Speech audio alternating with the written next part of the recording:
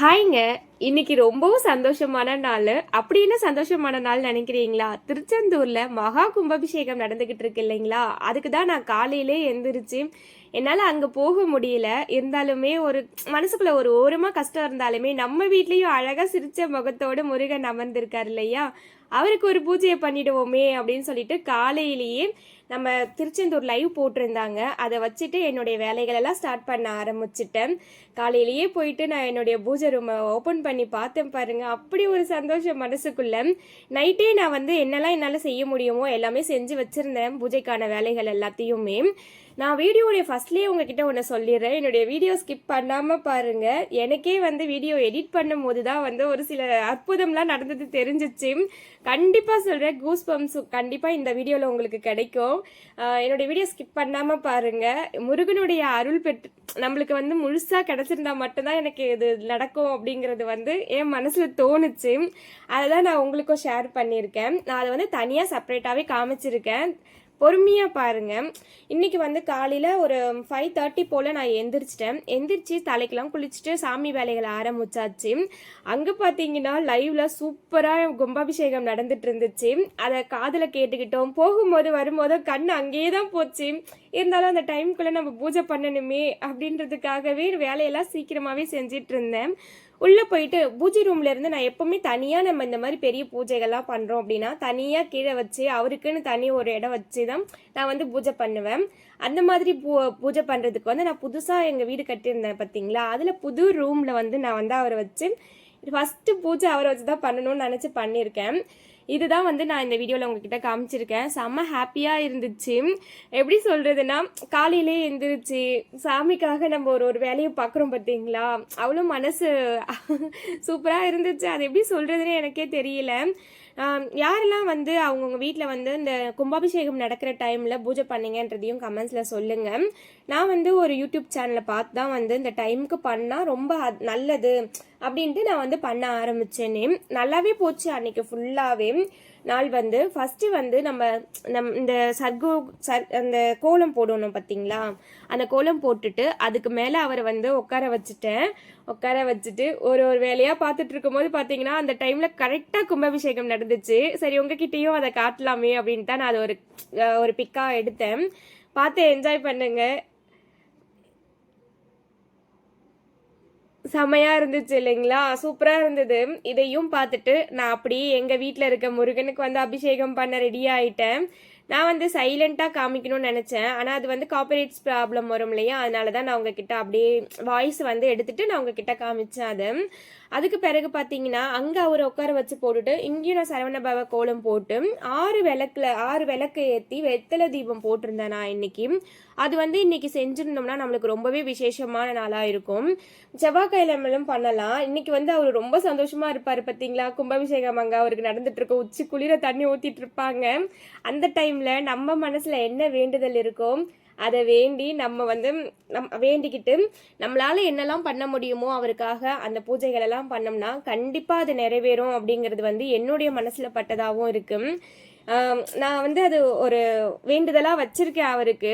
கண்டிப்பாக அது நடக்கும்னு நினைக்கிறேன். இந்த நாள் வரைக்குமே நான் அவர்கிட்ட கேட்டு வேண்டி விரும்பினது எல்லாமே நான் கேட்கணும்னு அவசியம் கூட கிடையாதுங்க. மனசில் ஜஸ்ட் நினைப்பேன், அவ்வளவுதான். நினச்சிட்டு நான் பாட்டும் நார்மலாக நம்ம சாமி கும்பிடுவோம் இல்லைங்களா, அந்த மாதிரி சாமி கும்பிட்டோம்னா எனக்கு அது கண் கூடவே தெரியும். நான் கேட்குறது நடக்கும். ஆனால் அது கொஞ்சம் கஷ்டப்பட்டு நடக்கிற மாதிரி தான் இருக்கும். எதுவுமே ஈஸியாக கிடச்சிட்டா நம்மளுக்கு அதோடைய பவர் தெரியாது இல்லைங்களா. அதனால் முருகனுக்கே தெரிஞ்சிருக்கு, ரொம்ப ஈஸியாக கொடுத்தோம்னா அவங்க கஷ்டப்படாமல் எதையுமே அனுபவிக்கக்கூடாது. கஷ்டப்பட்டாதான் அதோடைய வேல்யூ என்னன்னு தெரியும் அப்படின்றதுக்காக கொஞ்சம் கஷ்டப்பட்டு தான் கொடுப்பாரு. ஆனால் அந்த கஷ்டத்துக்கு பிறகு வரும் பாருங்க ஒரு சந்தோஷம் நம்ம மனசில், அது அளவே கிடையாது. அந்த சந்தோஷம் நம்மளுக்கு கிடைக்குது அப்படின்னா எவ்வளோ பெரிய கஷ்டத்தை வேணாலும் நம்ம தாங்கிக்கலாம். அப்படிதான் இன்னி வரைக்கும் என்னுடைய லைஃப்ல அவர் அற்புதம்லாம் செஞ்சுட்டு இருக்காரு. அவருக்காக தான் இந்த பூஜை நான் பண்ணிக்கிட்டு இருக்கேன். இதுவுமே ஒரு சின்ன சின்ன விஷயத்துக்கான பூஜை தாங்க. எனக்கு அவருடைய 6 படை வீடுமே போய் பார்க்கணுங்கிறது ரொம்ப நாள் கனவும் ஆசையும் கூட. சரி அது நடக்கட்டுமே அப்படின்னு தான் அவர்கிட்ட நான் ஒரு வேண்டுதலாக வச்சுருக்கேன். என்னைய எப்படியாச்சும் உங்கள் வீட்டுக்கு கூப்பிட்டு போங்கப்பா அப்படின்னு சொல்லி தான் நான் வந்து அன்னைக்கான நான் பண்ண பூஜைக்கான வேண்டுதலாக அவர்கிட்ட வந்து சொல்லலை, வச்சிருந்தேன். பேசிக்கிட்டே நான் வந்து எல்லா வேலையும் உங்களுக்கு வந்து முடிக்கிறத காமிச்சிட்டு இருக்கேன்னு நினைக்கிறேன். அவரை பற்றி பேசினாலே நம்ம என்ன பேசுகிறோம் தெரியாமல் அப்படியே போய்கிட்டே இருக்கோங்க. நீங்களும் அப்படிதானாங்கிறத என்கிட்ட சொல்லுங்கள். நெக்ஸ்ட்டு வந்து எல்லாமே மற்ற வீடு பெருக்கி துடைக்கிறது மற்ற எல்லா வேலையுமே வந்து நான் முந்த நாள் ஈவினிங்கே செஞ்சு முடிச்சிட்டேன். ஆனால் இந்த விளக்கில் எண்ணெய் ஊற்றுறதா இருக்கட்டும், சாமிக்கு பொட்டு வைக்கிறதெல்லாம் வந்து எனக்கு அப்பப்போ செய்யணுங்கிறது தான் வந்து பிடிக்கும். முன்னாடி நாள் செஞ்சு வைக்கலாங்க. மற்ற சாமிக்கெல்லாம் நான் முன்னாடி நாள் செஞ்சு வச்சுட்டேன். பூஜை ரூமில் எல்லாரையுமே வந்து க்ளீன் பண்ணி சூப்பராக நான் வந்து அவங்களெல்லாம் அலங்கரிச்சிட்டேன். இப்போ இவருக்கான பூஜைகளை மட்டும் நம்ம அன்னைக்கு செய்யலாம் அப்படின்னு சொல்லிட்டு ஆரம்பித்தேன். என்ன ஒன்றுனா, அங்கே நம்ம கும்பாபிஷேகம் நடந்துட்டு இருந்ததுங்க இல்லையா லைவ்ல, அந்த டைமில் நான் இங்கேயும் பூஜை பண்ணணும்னு நினச்சேன். அதுதான் எனக்கு கொஞ்சம் டைம் மிஸ் ஆயிடுச்சு. ஏன் பார்த்தீங்கன்னா, எனக்கு கண்ணு ஃபுல்லாக அங்கே கும்பாபிஷேகம் பண்ணுற இடத்துலையே தான் போகுது. மனசு மட்டும்தான் இவர்கிட்ட இருக்குது. ஐயோ இவருக்கு பூஜை பண்ணணுமேன்ட்டு கண்ணெல்லாம் பார்த்தீங்கன்னா அந்த டிவிலேயே தான் இருந்துச்சு. சரி ஃபஸ்ட்டு நம்ம அங்கே பார்த்துட்டு நம்ம இங்கே வந்துடுவோம், நம்ம முருகன் நம்மளை வந்து எதுவும் சொல்ல மாட்டாங்க அப்படின்னு சொல்லிட்டு நான் பாட்டம் அங்கே முடிச்சுட்டு வந்து இங்கே கம்முன்னு உட்காந்து பொறுமையாக மனசார அவருக்கு வந்து அலங்காரம்லாம் பண்ணிக்கிட்டு இருந்தேன். இந்த வேலும் இந்த சிலையும் பார்த்தீங்கன்னா எனக்கு ஒரு நானே எதிர்பார்க்காத டைமில் என் வீட்டுக்கு கிடச்சிச்சு. அந்த சாமி வந்து நான் ஃபஸ்ட்டு வந்து முருகனை கும்பிடணும் வழிபடணும்னு நினைக்கும் போது என்கிட்ட முருகன் சிலையோ ஃபோட்டோவோ எதுவுமே கிடையாது. எனக்கு என் ஃப்ரெண்டு மூலியமாக தான் வந்து நான் அவரை வந்து வழிபடவே ஆரம்பித்தேன். ஃபஸ்ட்டு நாள் வந்து விளக்கு தான் வச்சு நான் சாமி கும்பிட்டேன். விளக்கு வந்து அவருடைய உருவமாக நினச்சி நான் சாமி கும்பிட ஆரம்பித்தேன். சாமி கும்பிட்ட அடுத்த வாரம் செவ்வாய்க்கிழமை பார்த்தீங்கன்னா இவர் என் வீட்டில் இருக்காருங்க. ரொம்ப ரொம்ப சந்தோஷமாயிடுச்சு. ஒரு சின்னமாக ஒரு ஃபோட்டோ வாங்கலான் தான் நாங்கள் வந்து கடைக்கு போயிருந்தோம், நானும் என் ஹஸ்பண்டும். அங்கே பார்த்தீங்கன்னா இவர் அவ்வளோ அழகாக சிரித்த முகத்தோடு என்னை வாங்கிட்டு போ அப்படின்னு சொல்கிற மாதிரி இருந்துச்சு. அதனால சூப்பராக அவரை பிடிச்சி கொண்டு வந்து என் வீட்டில் உட்கார வச்சுட்டேன். நீங்கள் பார்த்தீங்கன்னா க்ளோஸ்அப்பில் பாருங்கள் அவர் எவ்வளோ அழகாக சிரிச்சுக்கிட்டே இருப்பாருன்னுட்டு. எங்கள் மனசில் ஏதாச்சும் ஒரு சின்ன சின்ன கவலைங்கள்லாம் அப்படியே தான் இருக்குதுன்னு வச்சுக்கோங்களேன். நான் அழகாக போயிட்டு பூஜை ரூமை திறந்து அவர் முகத்தை எல்லா எங்கள் குலதெய்வம்லாம் இருப்பாங்க இல்லைங்களா, அவங்க முகத்தை எல்லாம் பார்த்துட்டு இவர் முகத்தை பார்த்துட்டு அப்படியே சிரிச்சுட்டே நின்றுடுவேன். கண்ணில் பார்த்தீங்கன்னா தண்ணி ஊற்றிக்கிட்டே இருக்கும், ஆனால் வாயு மட்டும் சிரித்த மாதிரி இருக்கும். அப்படி ஒரு அற்புதமான முகம்தான் வந்து முருகப்பெருமானுக்கு. அதனால எனக்கு வந்து எங்கள் வீட்டில் இருக்க முருகர் வந்து ரொம்ப ஸ்பெஷல், ரொம்ப ரொம்ப ரொம்ப ரொம்ப பிடிக்கும். அவரை பற்றி பேசினா நான் வளருவேன். அப்படியே எனக்கு என்னதான் பேசுகிறோம் தெரியாமலே பேசி வளரிட்டு இருப்போம். இந்த டைமில் பார்த்திங்கன்னா அரளிப்பூ வச்சுட்டு இவருக்குனே தனியாக நிறைய அரளிப்பூ வந்து வாங்கிட்டு வந்திருந்தேன். கடையில் வாங்கிட்டு வந்து நானே என் கையால் அவருக்கு அழகாக மாலையாக கட்டியிருந்தேன். நல்லா அழகாக அடர்த்தியாக கட்டினேன். ஃபஸ்ட்டு அரளிப்பூ வச்சு பார்த்தேன், இதுலேயுமே அழகாக இருந்தார். சரி அவருக்கு பிடிச்சதையும் வைப்போம், கொஞ்சம் வாசனையாகவும் இருக்கட்டும், அவருக்கு இன்றைக்கி கொஞ்சம் ஸ்பெஷல் நாள் இல்லையா அவருக்கு, அதனால வந்து மல்லிப்பூலையும் போடலாம் அப்படின்னு நினச்சி எடுத்து பார்த்தேன். எல்லாமே வந்து போடும்போது செட் ஆகலை. அதனால் என்ன பண்ணிட்டேன்னா அரளிப்பூவை அவருக்கு கீழே சுற்றிட்டு மாலையாக வந்து மேலே மல்லிப்பூ வச்சுட்டேன். ஃபுல்லாகவே வச்சதுக்கு பிறகு பாருங்கள் எவ்வளோ அழகாக இருப்பார் அப்படின்னு சொல்லிட்டு. இவ்வளோ நேரம் ஆகுது பார்த்தீங்களா, நான் வந்து இவ்வளோ பொறுமையாக தான் செய்வேன். சூப்பராக பண்ணி முடிச்சிட்டேன் எல்லாத்தையுமே. அவருக்கு அலங்காரம் வாழைப்பழம்லாம் வச்சுட்டேன். நான் சொன்னேன் பார்த்தீங்களா கூஸ்பம் மூமெண்ட்ஸுன்ட்டு, இப்போ தெரியும் பாருங்கள். இதை நீங்கள் அமைதியாக வாட்ச் பண்ணுங்கள், உங்களுக்கே தெரியும்.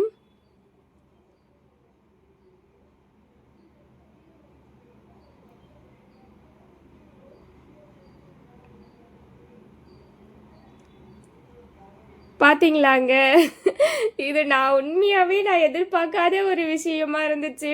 நான் அந்த பூவெல்லாம் வச்சு அவருக்கு பூ அலங்காரம் பண்ணி எவ்வளோ நேரம் ஆச்சு பார்த்தீங்களா. ஆனால் நான் விளக்கு ஏற்றும் போது எனக்கு உண்மையாகவே கண்ணே கலங்கிருச்சுங்க. நான் எடிட் பண்ணும்போது தான் நான் அது வந்து அந்த அளவுக்கு விளக்கு ஏற்றும் போது தான் விழுந்துச்சு அப்படிலாம் நான் நினைக்கவே இல்லை. எனக்கு எப்போவுமே நம்ம சாமி கும்பிடும் போது முருகப்பெருமானுடைய சிலையிலையாக இருக்கட்டும், எங்கள் அம்மா குலதெய்வ சாமி இருப்பாங்க இல்லையா, அவங்க சிலையில ஏதாவது ஒரு பூ அழகாக எனக்கு கையில் கிடச்சிரும். நான் அதை எடுத்து தலையில் வச்சுட்டு வந்துடுவேன். இன்றைக்கி பார்த்தீங்கன்னா அவர் என்னுடைய வேண்டுதலையும் என்னுடைய பூஜையும் மனசார ஏற்றுக்கிட்டாருங்கிறதுக்கான இதுதான் ஒரு விஷயமா இருந்துச்சு.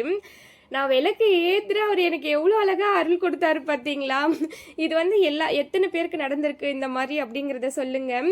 உண்மையாகவே நான் இதை பார்த்துட்டு என்னுடைய கண்ணிலேருந்து கண்ணீர் அடக்கவே முடியல. எல்லார்கிட்டயுமே காமிச்சிட்டேன் அன்னைக்கு. என் வீட்டுக்கார்ட்ட காமிச்சிட்டேன், என் வீட்டுக்கு ஃப்ரெண்டு வந்திருந்தாங்க பாருங்க, அவகிட்டையுமே காமிச்சிட்டே இருந்தேன். பாத்தியாடி எவ்வளோ அழகாக விழுந்துச்சு அப்படின்னு சொல்லிட்டு. அவளும் சொன்னா, உன்னுடைய வேண்டுதலை வந்து அவர் சூப்பராக ஏற்றுக்கிட்டாருடி, அதனால தான் உனக்காக அப்படி பண்ணாங்க அப்படின்னு சொன்னாங்க. ரொம்ப ஹாப்பியாக ஆயிடுச்சு. அதுக்காக தானே நம்ம இவ்வளோவும் கஷ்டம் பார்க்காம நான் அவருக்கு செஞ்சுட்டு இருக்கேன். இந்த ஒரு சந்தோஷத்தை பார்க்கணுன்னா நான் இன்னும் கூட வாழ்நாள் ஃபுல்லாகவே அவருக்காக நான் வேலை செஞ்சிட்ருப்பேன். சூப்பராக நான் வந்து 6 விளக்கையும் வெத்தலையில் வச்சு தீபம் போட்டாச்சு. இப்போ போயிட்டு நம்ம வீட்டுக்குள்ளே விளக்கேற்றிடலாம். பூஜை அறையில் வந்து விளக்கேற்றிட்டு வெளியே சூரிய பகவானுக்கும் விளக்கு காமிச்சிட்டு அதெல்லாம் பண்ணலான்னு சொல்லிட்டு ஆரம்பிச்சிருக்கேன்.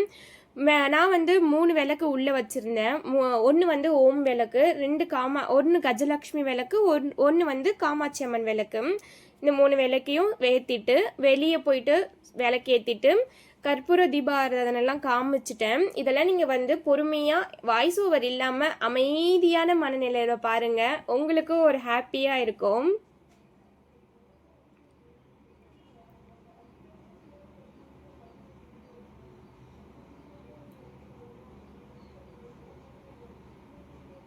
பார்க்கவே எவ்வளோ அழகாக இருக்குது பார்த்தீங்களா? காலையில் டைமில் நம்மளுக்கு இந்த மாதிரி ஒரு குட் வைப்ஸ் கிடைக்கிறதுலாம் பெரிய விஷயம். அந்நாள் ஃபுல்லாகவே ஹாப்பியாகவே போச்சு எனக்கு என் குடும்பத்துக்கே அவ்வளோ ஹாப்பியாக இருந்துச்சு. இவரை வந்து நம்ம வெளியே போயிட்டு உள்ளே வரும்போது பார்க்கும்போது இன்னும் சந்தோஷமாக இருந்தது. ஏன்னா வாசலுக்கு நேராகவே சூரிய வெளிச்சம் படுற மாதிரி, நான் ஒரு லைட்டு கூட போடலை, ஆனால் எவ்வளோ வெளிச்சமாக இருக்காரு பாருங்களேன். அழகாக சூரிய வெளிச்சம் அவர் மேலே படுற மாதிரி தான் நான் வந்து அவரை செட் பண்ணி வச்சுருந்தேன் அந்த இடத்துல. யாருக்கெல்லாம் இந்த மாதிரி வாசக்காலில் வந்து கோலம் போட்டு அலங்கரிக்க ரொம்ப பிடிக்கும்னு சொல்லுங்கள். நான் புதுசாக ஏதாவது பண்ணி அழகாக பண்ணிக்குவேன். என்னுடைய வாசல் பார்த்திங்கன்னா ரொம்ப குட்டியாக தான் இருக்கும். அதுக்குள்ளே நம்ம என்னெல்லாம் பண்ண முடியுமோ அப்படிங்கிறத பண்ணிக்குவேன். ஏன்னா 2 குட்டி பசங்க வீட்டில் இருக்காங்கங்க. நான் கொஞ்சம் பெரிய கோலம்லாம் போட்டேன்னா கண்டிப்பாக கால் வச்சு அழைச்சிருவாங்க. அது நம்ம மனசுக்கு கொஞ்சம் கஷ்டமாக இருக்கும் இல்லையா? அதனால எவ்வளோ குட்டியாக நம்மளால் அழகுபடுத்த முடியுமோ, சாமிக்கு அலங்காரம் பண்ணி பார்க்க அழகாக வச்சுருக்க முடியுமோ அந்த அளவுக்கு வச்சுக்கலாம் அப்படின்ட்டு தான் நான் சாதாரணமாகவே பண்ணிக்கிட்டேன். இப்போ நான் கையில் எடுத்துகிட்டு போகிறேன் இல்லைங்களா, அது வந்து இந்த கோவிலெல்லாம் வச்சுருப்பாங்க பாருங்க, அந்த மாதிரியான ஒரு, அது பேர் நான் சடனாக மறந்துட்டேன். அந்த மாதிரியான ஒரு கப் சாம்பிராணி தான் அது மாதிரி வாங்கி வைங்க. அந்நாள் ஃபுல்லாகவே நம்மளுக்கு கோவில் உள்ள இருக்கிற மாதிரியான ஃபீலிங்காகவே இருக்கும். அவ்வளோ சூப்பராக இருக்கும். நான் உங்களுக்கு பேர் வந்து கமெண்ட்ஸில் கேளுங்க, உங்களுக்கு வேணும் அப்படின்னா நான் கண்டிப்பாக சொல்கிறேன். இப்போ ஞாபகம் வந்துருச்சு. தசாங்க பவுடர்னு வந்து நீங்கள் கேள்விப்பட்டிருப்பீங்க இல்லையா? தசாங்க பவுடர் இல்லாமல் இது வந்து தசாங்கம்ல கோனாவே, அதாவது கப்பாவே சாம்பிராணியாவே நம்மளுக்கு பிடிச்சி வந்து இப்போ கடையில் விற்கிறாங்க. உண்மையாகவே நம்மளுக்கு கோவிலில் இருக்கிற மாதிரியான ஃபீலிங் வந்து இந்த சாம்பிராணி வந்து கொடுக்குது. நீங்கள் கண்டிப்பாக வெளியே வாசக்காலுக்கும் எது நம்ம வீட்டுக்குள்ளே வைக்கிறோம் அப்படின்னாலுமே வாசல்லையும் நம்ம வைக்கணும் கண்டிப்பாகவே. ஏன்னு சொல்கிறேன் அப்படின்னா, நம்ம வீட்டுக்குள்ளே இருக்கிற தெய்வங்கள் அப்படியே நம்மளுடைய வாசக்கால் இருக்குது பார்த்தீங்களா, அதில் வந்து இருப்பாங்க அப்படிங்கிறது வந்து ஐதீகம்.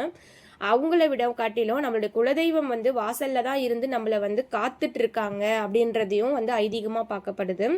அதனால நம்ம கண்டிப்பாக வாசக்காலுக்கான தேவையான பூஜைகளை வந்து பண்ணிடணும். நம்ம சாமி ரூமில் என்னெல்லாம் செய்கிறோமோ அது எல்லாமே நம்ம அப்படியே போயிட்டு வாசப்பாடியிலையும் செஞ்சுட்டு அப்படியே சூரிய பகவானுக்கும் காமிச்சிடணும். இந்த நாள் வந்து பார்த்தீங்கன்னா அவ்வளோ அற்புதமாக எனக்கு வந்து நான் நினச்சபடிக்கும் மேலே சூப்பராகவே நடந்துச்சு. லாஸ்ட்டாக வந்து கற்பூர ஆராதனை காமிச்சிட்ருக்கேன் நான் கடவுளுக்கு எல்லாருக்குமே.